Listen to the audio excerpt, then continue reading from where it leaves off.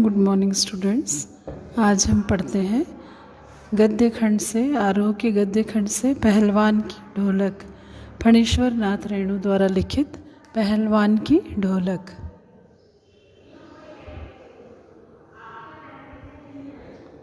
इसके पहले हमने काव्य खंड का पढ़ा था, कविता के बहाने। सबका असाइनमेंट तैयार हो गया होगा और उसमें जो भी ग्रामर है उसको आपने कंप्लीट किया होगा। 7 तारीख को स्कूल आकर जमा करना है। तो आइए आज पढ़ते हैं पहलवान की ढोलक।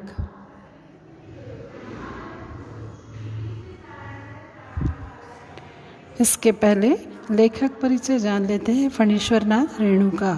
हिंदी साहित्य में आंचलिक उपन्यासकार के रूप में प्रतिष्ठित कथाकार फणीश्वर नाथ रेणु जी का जन्म 4 मार्च 1921 को औराही हिंगना, पूर्णिया जिला, बिहार में हुआ था। रेणु जी का जीवन उतार चढ़ाव एवं संघर्षों से भरा हुआ था। इनकी आंचलिकता की अवधारणा ने कथा साहित्य में गांव की भाषा, संस्कृति और वहाँ के लोक जीवन को केंद्र में ला खड़ा किया। रेणु की रचनाएं इस अवधारणा को पुष्ट करती है कि भाषा की सार्थकता बोली के साहचर्य में ही है। रेणु ने साहित्य की विभिन्न विधाओं में रचना की है जो निम्न है। उपन्यास है मैला आंचल, परती परिकथा, दीर्घ तपा, जुलूस, कितने चौराहे। कहानी संग्रह में है ठुमरी, अग्निखोर, आदिम रात्रि की महक, एक श्रावणी दोपहरी की धूप। संस्मरण है ऋण जल, धन जल, वन तुलसी के गंध, शुद्ध अशुद्ध, पूर्व, रिपोर्ताज, नेपाली क्रांति कथा। रेणु रचनावली आंचलिक कथाकार के रूप में प्रसिद्ध है। फणीश्वर नाथ रेणु का देहांत पटना में 11 अप्रैल 1977 को हो गया।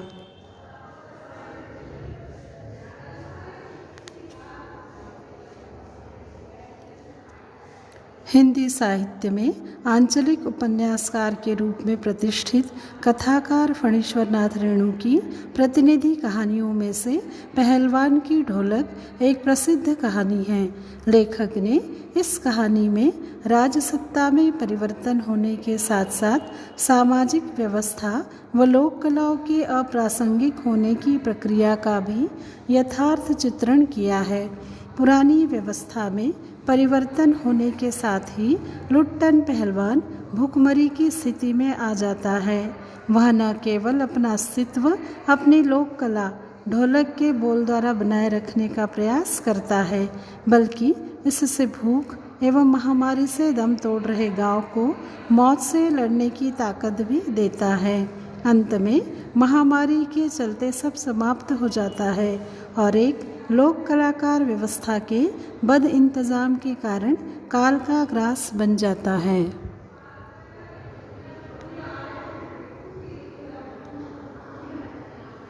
पहलवान की ढोलक फणीश्वर नाथ रेणु द्वारा रचित इस कहानी को आप पूरी तरीके से जो बुक में दिया है उसको रीडिंग करेंगे। उसको रीड करते समय हमें अभी जो चल रही कोरोना महामारी की याद आ जाती है। जब यह महामारी फैली तो पहलवान की ढोलक यह लेसन मुझे याद आ रहा था, क्योंकि उस समय हैजा जैसी बीमारी भी एक वैश्विक महामारी के रूप में थी और लोग किस तरह उस बीमारी से मर रहे थे, जो आज हैजा हमारे लिए आम बात हो गई है। हैजा मक्खियों से फैलने वाली बीमारी जिसमें उल्टी और दस्त होते हैं। आज यह हमारे लिए आम बात है, लेकिन उस समय यह एक बीमारी के रूप में, महामारी के रूप में फैली हुई थी। तो देखते हैं पाठ को। सर्दी की निस्तब्ध रात्रि में आकाश में केवल तारे ही चमक रहे थे। निस्तब्ध यानी बिना आवाज के, शांत। अमावस्या की रात गीदड़ और उल्लू की डरावनी आवाज़ों से ही अपने जीवंत होने का एहसास करवा रही थी। गांव में हैजा और मलेरिया का भयंकर प्रकोप फैला हुआ था। सभी के बीच मौत का सन्नाटा व्याप्त था। केवल बच्चे कभी कभार निर्बल स्वर से माँ माँ चीखकर रोने लगते थे। इस चित्कार के अतिरिक्त पूर्णतः सन्नाटा छाया हुआ था। लोग बलपूर्वक अपनी आहों और सिसकियों को रोके हुए भगवान के नाम का स्मरण कर रहे थे।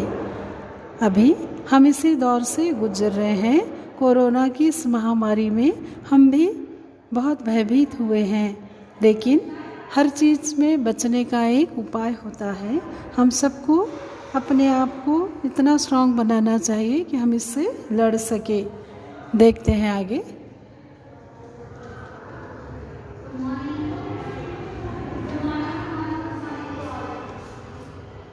लेखक के अनुसार पहलवान लुट्टन सिंह की 9 वर्ष की आयु में ही उसके माता पिता की मृत्यु हो गई थी और बचपन में विवाह होने से सास ने उनका पालन पोषण किया। पहलवानी की आवश्यकता व उचित खान पान की व्यवस्था के चलते वह सुडौल और मांसल देह वाला बन गया था। जाड़ों की उन निस्तब्ध रातों में, जाड़ा यानी ठंड की, केवल उसकी ढोलक ही पूरे गांव में नया जोश भरकर संजीवनी का काम करती थी। गांव में प्रत्येक व्यक्ति उसे जानता था तथा सायंकाल होते ही उसके ढोलक की थाप की आवाज़ सुनकर सभी को जीवित होने का एहसास होता था।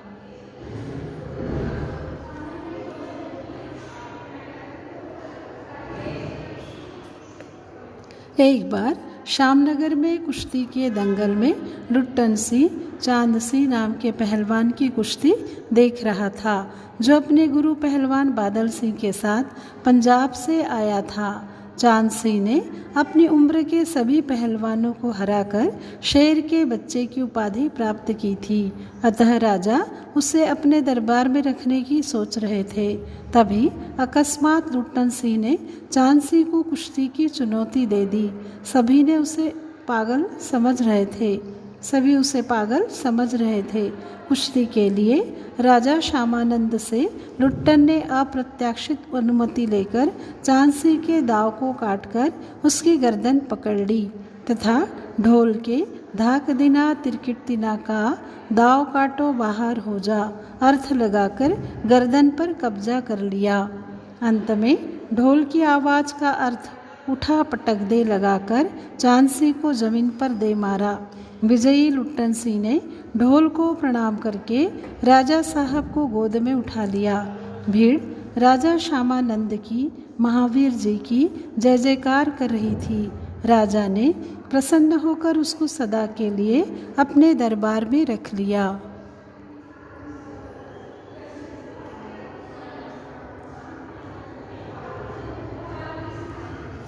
राज दरबार के पहलवान के रूप से लुट्टन सिंह को अपना स्थान मिल गया। उसने कालाखा पहलवान को हराकर अपनी कीर्ति को दूर दूर तक फैला दिया। मेले आदि में बच्चों जैसे चश्मा लगाकर वह मदमस्त हाथी की तरह चलता था। राजा जी अब उसको किसी से भी लड़ने की आज्ञा नहीं देते थे। लुट्टन के केवल 2 ही पुत्र रह गए थे, क्योंकि उसकी सास व पत्नी का स्वर्गवास हो चुका था। वे भी लुट्टन की ही तरह दरबार के भावी पहलवान घोषित हो चुके थे। उनका गुरु कोई आदमी नहीं बल्कि ढोल था, जिसको अखाड़े में उतरने से पहले प्रणाम करने के लिए कहकर लुट्टन सिंह ने पहलवानी के सभी गुण उन्हें सिखा दिए थे। इन तीनों का भरण पोषण दरबार से हो रहा था।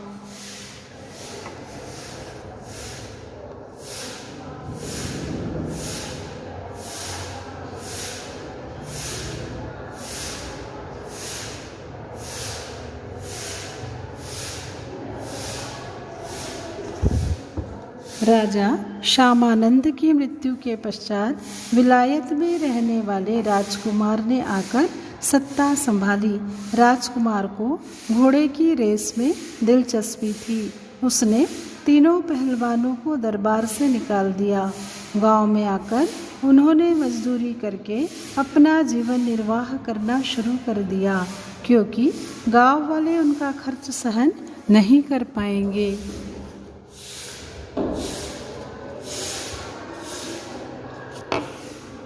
मलेरिया और हैजे के प्रकोप से गांव से रोज़ 2-3 लाशें उठने लगी। उनको कफन तक मिलना मुश्किल हो गया। लोगों में बोलने की शक्ति तक समाप्त हो गई थी। ऐसे समय में लुट्टन का ढोल ही उनमें प्राण भरता था।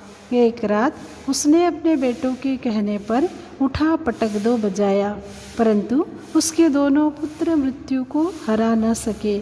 उस दिन लुट्टन ने अपने पुत्रों के शवों को नदी में बहा दिया, जिससे गांव वालों की हिम्मत भी टूट गई।